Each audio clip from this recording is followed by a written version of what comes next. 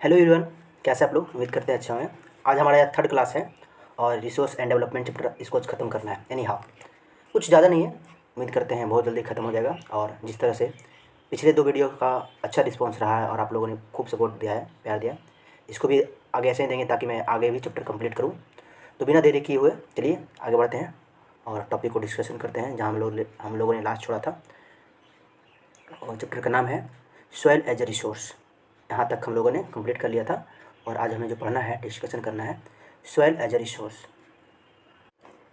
जैसा कि हम लोग बार बार बोलते आ रहे हैं कि टॉपिक डिस्कशन करने से पहले आप लोग कोशिश करें कि सबसे पहले बुक को सामने जरूर रखें जिससे लिखा हुआ है सॉइल एज ए रिसोर्स। यहाँ पर टॉपिक में सब कुछ मेंशन किया गया है और जिससे कि लिखा हुआ है soil is the most important renewable resource.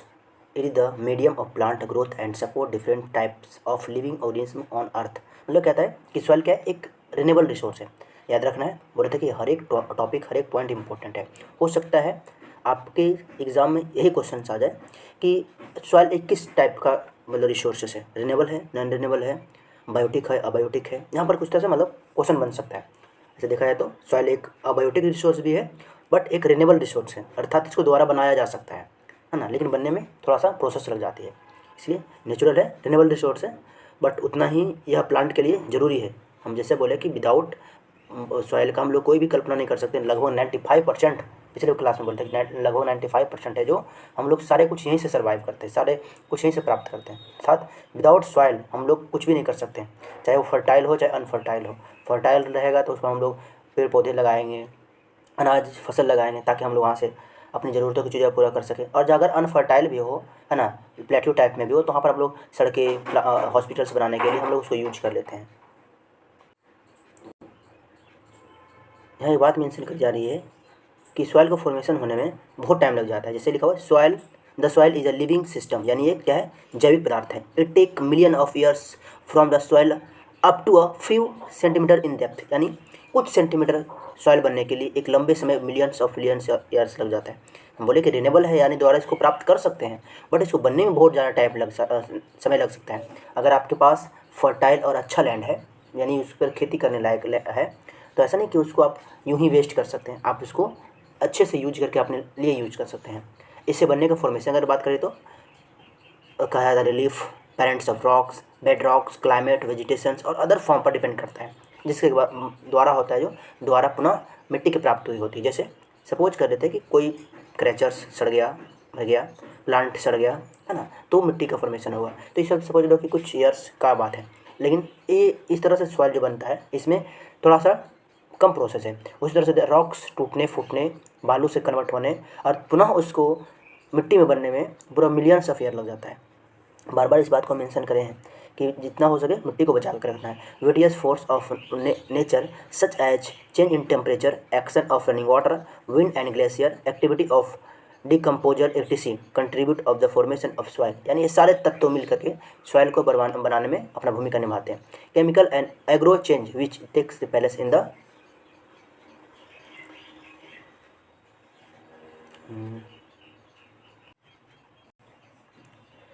soil are equally important. Soil also consists of organic, जिसको हम लोग बोलते हैं ह्यूमस, एंड इनऑर्गेनिक मटेरियल्स, यानी हम लोग सॉइल को इतने तरीके से यूज करते हैं, उसकी क्वालिटी पर डिपेंड करते हैं। सॉइल भी अपने आप में दो तरीके से बांटा गया है, एक ऑर्गेनिक, दूसरा इनऑर्गेनिक, जो हम लोग पहले ही मेंशन कर चुके हैं। यानी जो ऑर्गेनिक उसको बोलेंगे, अगर समझ लिया तो ऑर्गेनिक हम उससे बोलेंगे जहाँ पर जीव जंतु के अवशेषों को सड़ने के बाद मिट्टी बना है तो उसको बोलेंगे ऑर्गेनिक।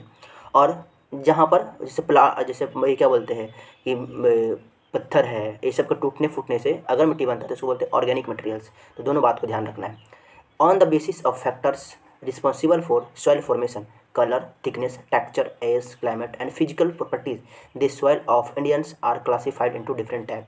मतलब भारत में देखा जाए तो इसके कलर, मिट्टी के थिकनेस, टेक्सचर, इसके एज और केमिकल एंड फिजिकल प्रॉपर्टी के अकॉर्डिंग भारत में मिट्टी को बहुत सारे टाइप्स में बांटा गया है, जो कि जनरली इस टाइप में हम लोग देखेंगे। फर्स्ट जो बोला जाता है alluvial soil. Alluvial soil that means उस मिट्टी को कहा जाता है जो कि सबसे ज़्यादा से ज़्यादा उपजाऊ होता है। एलुवियल सॉइल की बातें कर लेते हैं तो जैसे लिखा हुआ मेंशन की गई है कि this is the most widely spread of important soil.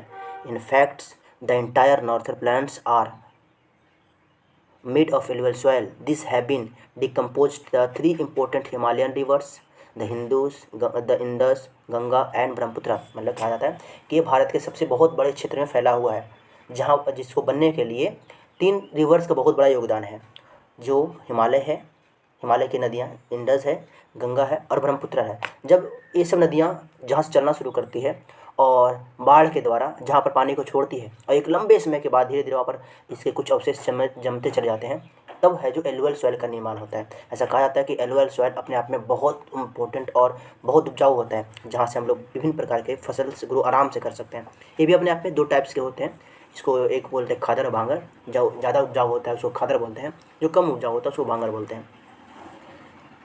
Rajasthan क्या बोल रहे हैं, extend in Rajasthan, Gujarat, narrow corridor. Alluvial soil is also found in the eastern coastal plains, particularly in the deltas of Mahanadi, the Godavari and Krishna and Kaveri rivers। मतलब ये बोले ना कि जितना भी जैसे कि रिवर्स नॉर्थन प्लेन्स उसको बोलते हैं, जैसे अभी आज के बिहार है, उत्तर प्रदेश है, दिल्ली है, पंजाब है, हरियाणा है, कुछ राजस्थान का पार्ट्स है, कुछ मध्य प्रदेश का पार्ट्स है, फिर पश्चिम बंगाल है, या फिर आप चले जाइए असम। ये सब जो पार्ट्स है ये नदियों के अवशेषों के द्वारा बना हुआ इसकी मिट्टी है, जो कि एलुवियल सॉइल है, जो अपने आप में बहुत उपजाऊ है।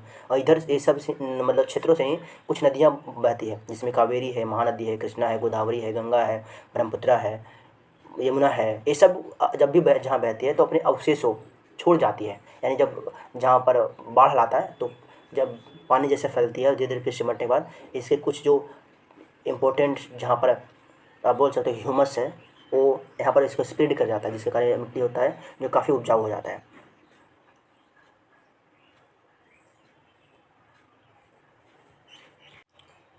आगे क्या मेंशन की हुई है कि the alluvial soil consist of various properties of sand, silt and clay. As we move inland toward a river's valley, soil particles appear from what bigger in size. The upper reaches of river valley are near a place of brick slopes. Soil are coast. Such soil are more common in piedmont plains such as Duars, Chos and Terai. मतलब यहाँ पर बात किया जाता है कि alluvial soil ऐसे ही हर मतलब क्षेत्र में नहीं पाया जाता है। कुछ पार्टिकुलर क्षेत्र है जहाँ पर सैंड, सिल्क, क्ले है ना बहुत ज़्यादा मात्रा में फैला हुआ है, जिसके कारण वह क्षेत्र बहुत उपजाऊ हो जाता है ना। वह रिवर वैलीज जहाँ से बिल्कुल मतलब एक स्लोप के टाइप्स में मतलब कि नदियाँ बहती है, आगे बढ़ती है, तो उस जगह को द्वार या फिर चोस या फिर तराई कहते हैं। Apart from a size is grain or components, soil are also contribute on large basis of their age. According to their age of alluvial soil can be classified into alluvial soil जिसको भांगर बोलते हैं, new alluvial soil और जिसको खादर बोलते हैं। हम थोड़ा सा इसको जनरली मेंशन कर देते हैं कि जहाँ पर जैसे देखते हैं कि नदी आ रही है और नदी में जब पानी ज़्यादा है तो फैल जाती है। फैल जाने के बाद क्या होता है कि फैलने के बाद फिर जब धीरे धीरे पानी नदी का कमने हो जाता है तो धीरे वो वापस अपने जगह पे आ जाता है। लेकिन जब फैल गया जहाँ तक तो उसको बोलते हैं खादर, है ना। और मान लो कि कुछ ऐसा हुआ कि एक समय के बाद बहुत दूर तक फैला था और अभी तक वहाँ पर पानी पहुँच ही नहीं पा रहा है और बार बार तक वहाँ पर जो न्यूट्रिशन है ना, जो कि मिट्टी को उपजाऊ बना सकता है, बट वहाँ तक पहुँच नहीं रहा है। लेकिन ऐसा बात नहीं कि वो एलुवियल सॉइल बिल्कुल अनफर्टाइल हो गया, वहाँ पर भी खेती हो रही है, बट हाँ जहाँ तक पानी फैला उसके अकॉर्डिंग नहीं, है ना। तो जो पुरानी एलुवियल सॉइल उसको तो बोलते हैं बांगर, और जहाँ तक पानी फैल रहा है तो उसको बोलते हैं खादर। ये जरूर याद रखना है। और कहते हैं कंट्रीब्यूट ऑफ कंकर, यानी जो उसके आसपास के जो भी छोटे छोटे पार्टिकल्स उसको बोलते हैं कंकड़ बोलते हैं, ठीक है, जहाँ पर खादर वगैरह मिला हुआ है। तो alluvial soil as a whole are very fertile, ये बहुत ही सॉइल हो जाए आपका इसमें ओल्ड एलुवियल सॉइल हो फिर न्यू एलुवियल सॉइल हो, बहुत फर्टाइल होता है। इस बिकॉज इसके पास रीजन होता है क्योंकि इसमें potash, phosphorus and acid, lime और ideas of which growth sugar cane, paddy, wheat and other क्रिकल्स ऑफ पल्सेस क्रॉप, यानी इसमें फास्फोरस, पोटास और भी एसिडिक रीजन्स पाया जाता है, जिसके कारण ए क्या बोला जाता है कि शुगर केन हो, चावल हो, गेहूँ हो, या फिर और भी जो पल्सेस है, ल्यूमिनियर क्रॉप्स हैं, उसको ग्रो करने में ये काफ़ी हेल्पफुल होता है। सेकेंड जो आता है ब्लैक सॉइल। आई होप कि आपके पास बुक तो अच्छा से हो गई। Black soil, this soil are brick in the colour of as और also known as regur soil. इससे कलर चेंज होने के कारण इसको ब्लैक सॉइल को रेगर सॉइल भी बोला जाता है। 10th के एग्जाम में आज जरूर याद रखना है कि एकदम बिल्कुल इसको भूलना नहीं है कि, है ना, regur soil also known as black soil, यहाँ पर एकदम पूछा जाता है। इसके पास ये कॉटन को ग्रो करने में भी बहुत हेल्पफुल होता है, बहुत मतलब कि one of the best soil होता है, इसीलिए इसको कॉटन सॉइल भी कहा जाता है। यानी ब्लैक सॉइल को दो उपनामों से जाना जाता है, एक रेगर सॉइल, दूसरा cotton soil. It is believe that climate condition along with the parent rocks materials are the important factor the information of black soil. These types of soil typically Deccan traps regions spread into the northwest Deccan plateau and is made of lava flows. जैसे यहाँ पर कहा जाता है कि इस type के, ऐसा माना जाता है कि इस टाइप के जो जनरली सॉइल है वो रॉक्स के टूटने फूटने के कारण बनता है जब स्टार्टिंग फेज होता है रॉक्स का, और वह जब लावा से, यानी जब भी मान लो कि ज्वालामुखी फटी होगी और वहाँ से जब ये राख निकलता है तो राख बहुत लंबे समय तक सर्वाइव कर जाता है, तब ये ब्लैक सॉइल का निर्माण होता है, जहाँ पर बहुत सारे इसमें मिनरल्स पाए जाते हैं जो कि अन्य फसलों को ग्रो करने के लिए अपने आप में हेल्पफुल होता है। एक कहा जाता है कि डक्कन प्लेट्यू अर्थात नॉर्थ वेस्ट जो डक्कन का क्षेत्र है वहाँ पर पाया जाता है काफ़ी भारी मात्रा में, जहाँ पर एक कवर करता है plateau of Maharashtra, Saurashtra, Malwa, Madhya Pradesh and Chhattisgarh, इस सब क्षेत्रों में फैला हुआ है। कृष्णा गोदावरी रिवर्स जो वैली है इस सब को भी मेंशन करता है, यानी उसके रिवर वैली को भी एक्सपेंडेड करता है और वहाँ तक ये ब्लैक सॉइल पाई जाती है। अगर देख पा रहे होंगे तो ब्लैक सॉइल का क्षेत्र है जहाँ पर अगर इसमें थोड़ा सा खराबी ये भी है कि अगर सपोज इसमें एक समय के अकॉर्डिंग पानी नहीं मिलने पर बहुत बड़े बड़े इसमें दरारें बनने लग जाते हैं। लेकिन यह पैडी के लिए भी बहुत ज़्यादा हेल्पफुल होता है, अच्छा होता है। रीजन से कि क्या होता है ना कि ये पानी को होल्ड करके रखता है, यानी पानी को मतलब कि रिस के ज़मीन के अंदर नहीं जाने देता है। जहाँ पर पैडी यानी जो धान की खेती है बहुत अच्छी हो सकती है। The black soil are made of the extremely fines clay materials. They are known as for their capability of hold moistures. In addition, they are rich and soil nutrition such as calcium carbonate, magnesium, potash and lime. जैसे कि एक पीछे mention करते हैं कि इसको cotton soil भी कहा जाता है। कॉटन को ग्रो करने के लिए एक ऐसा क्लाइमेट चाहिए जो ना बहुत ज़्यादा हार्ड ना बहुत ज़्यादा ड्राई, यानी मीडियम टाइप का क्लाइमेट चाहिए। और अगर दूसरे क्लाइमेट में अगर उसको ग्रो किया जाए तो कुछ है जो पानी पूरी तरह से होल्ड करके रखता है, कुछ जो पानी पूरी तरह से सोख देता है, जिससे क्या होगा कि वो जो प्लांट है पूरी तरह से ख़त्म हो सकता है। लेकिन जो ब्लैक सॉइल है या इसमें पाए जाते हैं बहुत तरह के न्यूट्रिशन का, calcium carbonate, magnesium, potash, lime, ये सब है जो पानी को मैनेज करके रखता है, यानी ज़्यादा ना सूखने देगा ना ज़्यादा उबरने देगा, मेंटेन करके रखता है, जिसके कारण क्या होता है कि पैडी हो या फिर आपका कॉटन क्लॉथ हो आराम से ग्रो करता है और इसमें कोई भी प्रकार का दिक्कत नहीं होती। जैसे कि आप यहाँ पर इसको देखना जरूरी है, समझना भी जरूरी है कि हमारे कौन कौन सा क्षेत्र में कौन कौन से सॉइल पाया जाता है। हम लोग लगता है कि अरे ये तो सिर्फ मैप है, इसमें हमको क्या पढ़ना है, क्या जानना है, बस ऐसा नहीं है ना। ये हमारी सबसे बड़ी बेवकूफ़ी होती है कि हम उसको नहीं समझ पाते हैं। जैसे आप ये देख पा रहे होंगे कि एलुअल सॉइल, जैसे कि आप पूरा देख रहे होंगे उस पार्ट में बोलते हैं जो पर गंगा, ब्रह्मपुत्र और इंडस रिवर्स द्वारा लाए गए सॉइल को हम लोग बोलते हैं एलुअल सॉइल। ये देखिए पूरा पार्ट से जो एलुअल सॉइल से घिरा हुआ पार्ट से, देखिए इसको बिल्कुल समझना है बारीकी से। जब गंगा नदी या फिर ब्रह्मपुत्र या फिर इंडस निकलती है आपका हिमालय से तो अपने गाद छोड़ जाती है। एक अभी तो मान लो कि हमें बिल्कुल नहीं दिखाई पड़ता है, बट ऐसा माना जाता है कि एक समय जब हिमालय पर्वत का निर्माण हो रहा होगा और वहाँ से नदियाँ चलना शुरू की तो उसमें बहुत इसमें मतलब कि सैंड वर्म्स थे, जहाँ पर अपने अवशिष्टों को व्यय करने के लिए बहुत इनके पास समय था। लंबे समय तक पानी फैलता रहा और जहाँ जिन क्षेत्रों में फैला है आज वह इस तरह का हमें टेक्चर, इस तरह का हमें कुछ झलकियाँ दिखाई देता है, जो कि यह क्षेत्र ही सपोज कर लीजिए कि पूरा भारत को, पूरा देश को है जो अन्य प्रोवाइड कराने में हेल्पफुल। 95% जो ग्रेन्स है यहीं से ग्रो की जाती है, जिसमें इंक्लूडेड है बिहार, झारखंड का कुछ पार्ट, उत्तर प्रदेश पूरा, दिल्ली, पंजाब, हरियाणा, राजस्थान, गुजरात का भी कुछ पार्ट है, कुछ उड़ीसा का भी पार्ट है, असम का भी पार्ट है। ठीक है, ये बिल्कुल याद रखना है कि ऐसा नहीं कि मेंशन नहीं करनी है या फिर भूल जाना है। दूसरी तरफ से देखें तो फॉरेस्ट और माउंटेन सॉइल, जो कि आपका इस सेक्टर में आप अगर आप देख पा रहे होंगे तो यहाँ पे जम्मू कश्मीर पूरा और कुछ है जो अरुणाचल प्रदेश वाले पार्ट्स में आता है।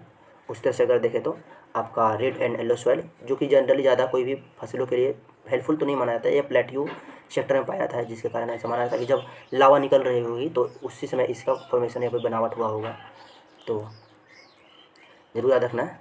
और फिर ब्लैक सॉइल है जहाँ पर ऐसा माना जाता है कि पूरा महाराष्ट्र है, गुजरात है, ये सब है जो कॉटन ग्रो करने में अगर नहीं माना जाता है तो इसके पीछे रीजन है कि यूँ ही अग्रणीय नहीं माना जाता है, इसके पीछे इसके सॉइल का बहुत बड़ा योगदान है। तो हम लोग आगे इसको देख लेंगे आप लोग पूरा।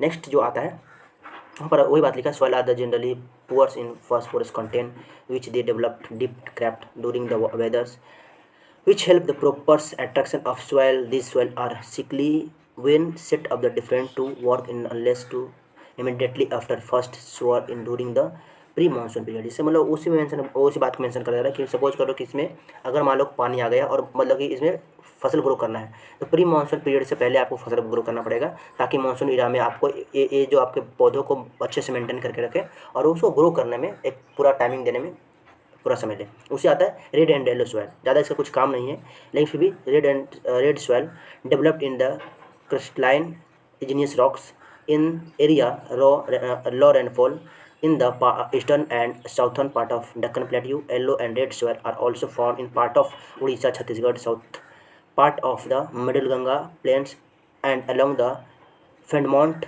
Jew and Western Ghat. These soils redest color and diffusion of iron in corallines and metamorphic rocks. It looks yellow when in occur in hydrate form, मतलब हम बात को मेंशन करता है कि बिल्कुल सिंपल सी बात है कि डेक्कन प्लेटू में आपको पाया जाता है।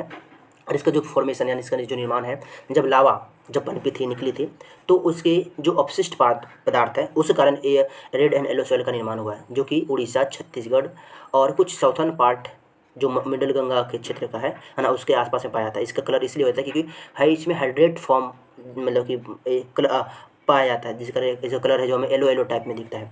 यह जब ज्वालामुखी डिफ्यूजन हुआ था तो उस समय इसका फॉर्मेशन हुआ था। लेटराइट सॉइल, ये भी इतना ज़्यादा कि ख़राब सॉइल नहीं है, बट हाँ हर एक तरह का है, इसमें फसल नहीं बो जाती है। ये जो लेटराइट जो शब्द है लैटिन वर्ड से लिया गया है जिसका मतलब होता है ब्रिक्स, यानी ये जो घरों में बनाने के लिए जो ईंटें होते हैं उसको डेवलप करने में, उसको बनाने में बहुत ज़्यादा मतलब कि हेल्पफुल होता है, कि बहुत ज़्यादा पकड़ बना के रखता है इसको। ये वेस्टर्न जो मालवा रीजन है उसमें उस समय पाया जाता है, जो कि महाराष्ट्र है, उड़ीसा है, गुजरात और जो बंगाल है, ये सब क्षेत्रों में पाया जाता है। दूसरी बात ये भी कहा जाता है कि इसमें जो पीएच मान है ये 6 से कम है, यानी सपोज क्योंकि एसिडिक ज़्यादा इसमें होती है, जिसके कारण इसके कॉम्बिनेशन है बहुत तगड़ा होता है, जिसके कारण ब्रिक्स बनाने में हेल्प। यह वाटर को कंज्यूम करने का कैपेसिटी उतना ज़्यादा नहीं है, जिसके कारण हर एक जो प्लांट है यहाँ पर नहीं बोई जा सकती है। चना है, ल्यूमिनस क्रॉप्स है, ये सभी जनरली बो सकते हैं हम लोग।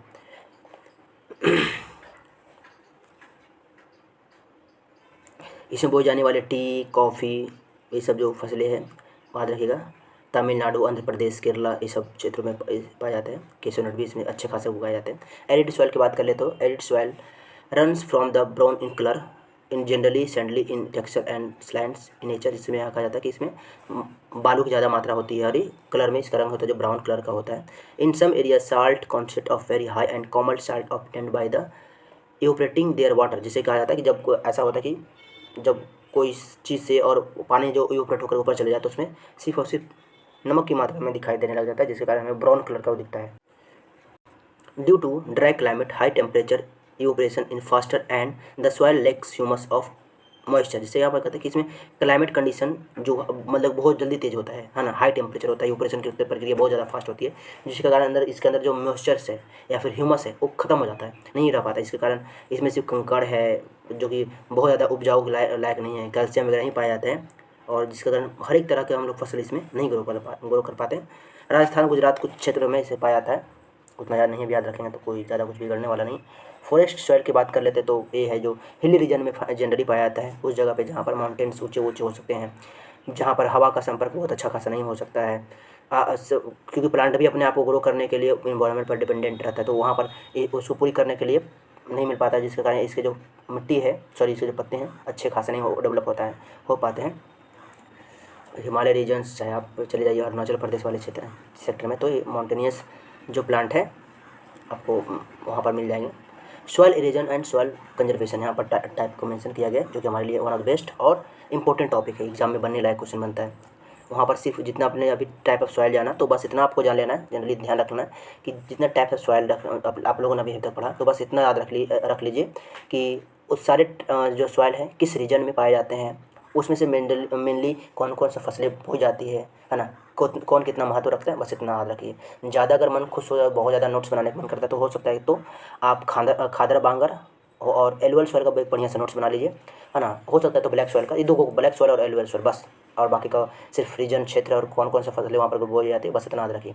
मेन जो टॉपिक एकदम मान लीजिए भी आई जो क्वेश्चन बन सकता है, soil erosion and soil conservation. नहीं भाई, दो बात को मेंशन किया गया, सॉइल इरोजन अलग बात है और सॉइल कंजर्वेशन एक अलग बात है, दोनों थोड़ा सा अलग टर्म रखता है। एक है सॉइल इरोजन और दूसरा है सॉइल कंजर्वेशन, दोनों अलग अलग बातें हैं।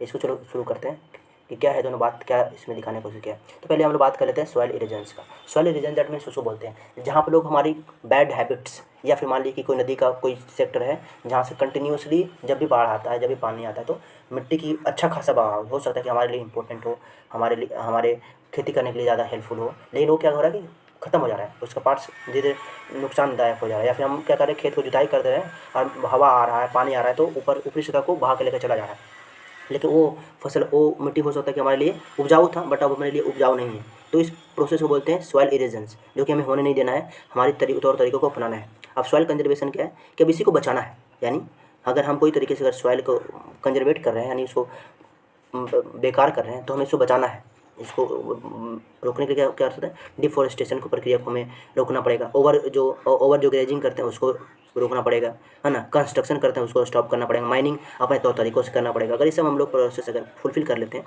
तो हम लोग अपनी वापस हम लोग कंडीशन में आ सकते हैं, यहाँ पर से सॉइल इरोजन भी होना बंद हो जाएगा और हम लोग जो सॉइल कंजर्वेशन का प्रोसेस वो भी फुलफिल हो जा सकता है। यहाँ पर लिखा हुआ, यहाँ पर जैसे कि आप लोग दिखा देते हैं, यहाँ पर लिखा हुआ plotting along the colour in line can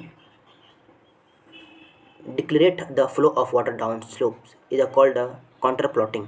जिससे कि हम लोग यहाँ पर बात को मेंशन करिए कि हम लोग कौन कौन से तरीक़ों से हम लोग अधिक कर सकते हैं। तो हम लोग काउंटर प्लॉटिंग करके, है ना, कुछ स्टेप्स को यूज करके, जहाँ पर टेरेस जो फार्मिंग बोलता है ना, टेरेस कल्टीवेशन, वो सब का यूज करके, जो कि हिमालयन रीजन में, हिली रीजन्स में हम लोग इस सब तरीक़ों का यूज करते हैं ताकि मिट्टी कम से कम बहे। आखिरकार सोच लीजिए कि अगर हम हमारे प्लेन्स एरिया में, मैदानी इलाकों में हम मिट्टी को इतना ज़्यादा बहा रहे हैं, ठीक है, तो सोच लीजिए जो पहाड़ों पर रहने वाले, जो खेती करने वाले लोग, वो अपनी मिट्टी को कैसे बचा करके रखता हुआ, है ना। तो ये बात बहुत ही सोचने लायक चीज़ है और कहीं ना कहीं हमारे लिए है। अगर मान लो कि हमारी जो उपजाऊ मिट्टी अगर वही बह करके दूसरे सेक्टर में, दूसरी जगह पे चले जाता है, तो हम खुद का हिफाजत कैसे कर पाएंगे और कैसे हम फिर से फसल को ग्रो कर पाएंगे, ये हमारे लिए सोचने वाली बात है। लास्ट जैसे लिखा हुआ है, row of such tree are called shelter belt, यानी ये भी तरीका हमारा हो सकता है। This shelter belts have contribute significance of establishments of sand dunes and establishing in desert in western India, जहाँ जो जो कि डेजर्ट वाला इलाका है जहाँ पर भी सैंड ड्यून्स आकर के जमा हो सकते हैं, वहाँ पर इन सैंड को रोकने का काम करे ताकि वो मिट्टी अनउपजाऊ ना हो जाए। तो और भी कुछ है नहीं, ये हमारा हो गया टॉपिक ख़त्म। और यहाँ पर कुछ क्वेश्चंस है जो कि आप लोग खुद भी पहले करना है, और हो सकता है कि मैं इसका एक क्वेश्चन लाऊं और क्वेश्चन आंसर मैं करवाऊं, या फिर मैं इसको कोई PDF फॉर्म में आपको मतलब प्रमोट कर दें। आपको कमेंट बॉक्स में लिखना है कि कैसे, या तो हम क्लास बाय क्लास करवा दें, मतलब 20-25 मिनट का क्लास ले करके, या फिर PDF फॉर्म में कहीं पर डाल दें। तो कमेंट बॉक्स में लिखिए कि कैसा लगा आप लोग क्लास, जरूर ही करेंगे। चैप्टर फर्स्ट जो कि था रिसोर्स एंड डेवलपमेंट, तो ये चैप्टर हमारा ख़त्म हो गया। आई होप कि आपकी उम्मीदों पर हम खरे उतरे होंगे। कहीं पर कुछ गलत हो, कुछ त्रुटि हो, तो आप कमेंट बॉक्स में ज़रूर लिखेंगे हाँ भाई यहाँ पर सुधार करने की ज़रूरत है, नया है, सीख रहे हैं। मिलेंगे कोई दूसरे चैप्टर को ख़त्म करते हुए, हम यह मुहिम को जारी रखेंगे। ऐसा नहीं कि मतलब ये ख़त्म हो गया। आप लोग रिस्पॉन्स ऐसा देते रहिए, आप हमें सपोर्ट कीजिए, चैनल को लाइक करके सब्सक्राइब करना बिल्कुल नहीं भूलेंगे। तो हम कोशिश करेंगे कि जितना भी क्लास 8, 9, 10 का है सारा मैं पढ़ा दूँ, ताकि आप लोग आराम से पढ़ते रहें, और जब कभी अगर दिक्कत हो तो आप लोग साथ में हैं। ठीक है, जय हिंद, जय